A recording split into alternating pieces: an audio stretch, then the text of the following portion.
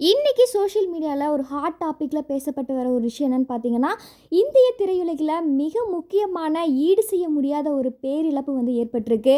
அதாவது காந்த குரலால் ஒட்டுமொத்த தென்னிந்தியாவையும் கட்டி போட்ட இசைக்குயில் அப்படின்னு சொல்லிட்டு செல்லமாக பேர் வாங்கின ஜானகி அம்மா அவங்க பார்த்தீங்கன்னா இன்றைக்கி உடல்நல குறைவால் இப்போ காலமாயிருக்காங்க.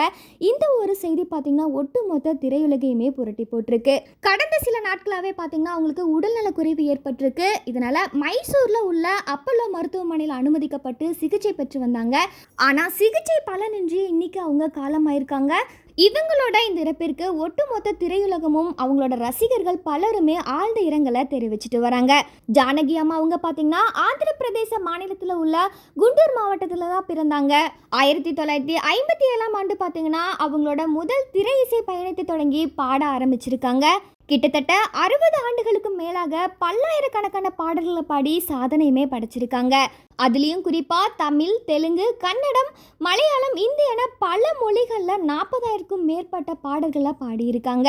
அது மட்டும் இல்லாமல் சிறந்த பாடகைக்கான தேசிய விருதுகளையும் மாநில அரசோட விருதுகளையும் பல முறை வென்று அசத்தியிருக்காங்க. அவங்க பாடின ஒவ்வொரு பாடலுமே பார்த்திங்கன்னா அவங்களோட தனித்துவமான குரலால் பாடி மக்கள் மனசில் நீங்க இடம் பிடிச்சவங்க.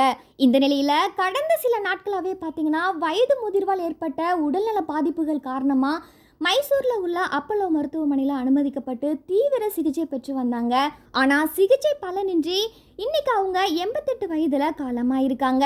இந்த ஒரு செய்தி ஒட்டுமொத்த ரசிகர்களையுமே வருத்தத்துக்கு உள்ளாக்கி இருக்கு.